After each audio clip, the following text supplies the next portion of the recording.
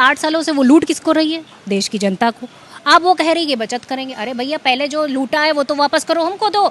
युवाओं को पीटा जा रहा है जब वो पेपर लीक की चीज़ें लेकर आ रहे हैं, जब वो अपनी नौकरियों के लिए जो है अपनी मांग कर रहे हैं, तब उन्हें सड़कों पर पीट कर लहूलुहान किया जा रहा है। 10-15 हज़ार की नौकरी करने के लिए अन्य प्रदेशों में जा रही, उसने ठान लिया है कि इस बार बिहार में बदलाव करेगी। कह रहे हैं कि यह घुसपैठी, अरे घुसपैठी घुस कैसे आया? आप ही सवाल का जवाब तो दीजिए।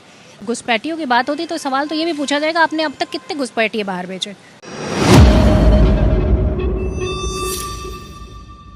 तो बिहार में जो बदलाव की बयार है, उसमें युवा बिहार के जो है वो राहुल गांधी जी के साथ है। मैडम, सबसे पहले आपका नाम जानना है। प्रियंका गुप्ता।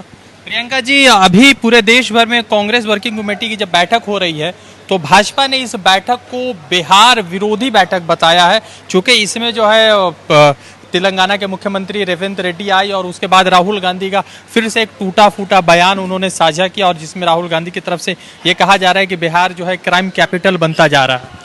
तो आप देखिए, ये बताइए कि बिहार में लगभग हत्याएं आए दिन लगभग 3 से 4 हत्याएं रोज हो रही है। जिस तरीके से बलात्कार, जिस तरीके से महिला उत्पीड़न के केसेस सामने आ रहे हैं, वो अपने आप में शर्मनाक है।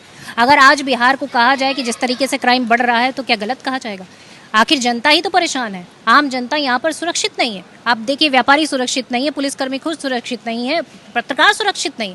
किस तरीके से पत्रकारों को बीजेपी के जो है मंत्री मार रहे हैं, तो आप बताइए कि हाँ सुरक्षा?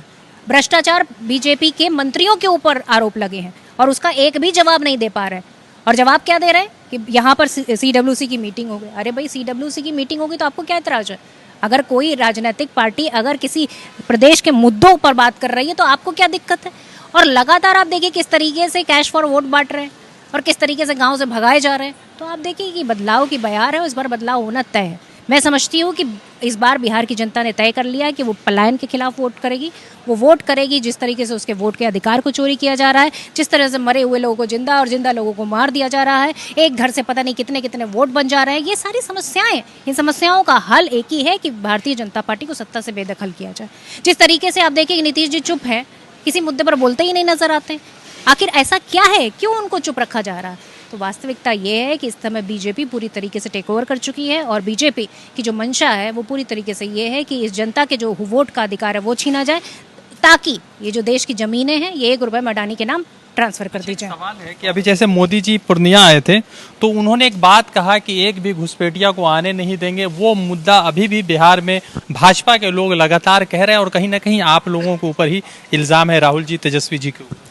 देखिए, घुसपैठियों की बात होती तो सवाल तो ये भी पूछा जाएगा, आपने अब तक कितने घुसपैठिए बाहर भेजे? इनके कार्यकाल में अब तक 4000 का आंकड़ा है जिन्होंने बाहर भेजे। हमारे कार्यकाल में अगर मनमोहन सिंह के कार्यकाल को देख लिया जाए, जो स्वर्गीय मनमोहन सिंह हैं, उनके कार्यकाल में 90,000 लोगों को यहाँ से बाहर भेजा गया। तो कौन सच्चा है, कौन झूठा है? आप इसे ही कंपैरिजन कर सकते हैं। आखिर देश की सुरक्षा, जो सीमाएं होती है, वो सुरक्षा की जिम्मेदारी किसकी होती है? केंद्र सरकार की होती है, केंद्र सरकार की होती है। वो अपने कार्य तो कर नहीं पा रहे हैं, ऊपर से वो मुद्दा ये उठा रहे हैं घुसपैठिए का। अरे भाई, आप जातिगत जनगणना क्यों नहीं कराते? आप जनगणना कराने के नाम पर सबसे पीछे हैं। आप कह रहे हैं कि यह घुसपैठिए, अरे घुसपैठिए घुस कैसे आया? आप ही सवाल का जवाब तो दीजिए। तो सवालों के जवाब उनके पास है नहीं, सिर्फ मुद्दे वो ढूंढते रहते हैं। और मुद्दा ये है कि बिहार की जनता जिस तरीके से सड़कों पर जब युवाओं को पीटा जा रहा है, जब वो पेपर लीक की चीज़ें लेकर आ रहे हैं, जब वो अपनी नौकरियों के लिए जो है अपनी मांग कर रहे हैं, तब उन्हें सड़कों पर पीट कर लहूलुहान किया जा रहा है। और इस बार बिहार के युवा ने ठान लिया है, बिहार की महिलाओं ने ठान लिया है, और बिहार के जितनी भी जनता है जो यहाँ से पलायन करके 10-15 हज़ार की नौकरी करने के लिए अन्य प्रदेशों में जा रही, उसने ठान लिया है कि इस बार बिहार में बदलाव करेगी। बचत उत्सव मनाया जा रहा है जीएसटी के नाम पे। भाई देखिए, आप ये देखिए कि जीएसटी किसने लगाई? भारतीय जनता पार्टी। और पिछले 8 सालों से वो लूट किसको रही है? देश की जनता को। आप वो कह रही है कि बचत करेंगे। अरे भैया, पहले जो लूटा है वो तो वापस करो, हमको दो। इस देश की जनता को आपने, अगर आप कह रहे हैं कि लगभग 2 से 2.5 लाख करोड़ रुपए की बचत हर साल होगी, तो मैं कहती हूँ पहले तो उसको वापस करो। उसके अकाउंट में 15 लाख जो तुमने नहीं डाले, वो कम से कम ये बचत ही डाल दो, तब जाके हिसाब किताब तय होगा। इसलिए मैं कहती हूँ कि ये सिर्फ चोरी थी, डकैती थी। ये जनता के पैसों को उसकी जेब से निकालने का तरीका था।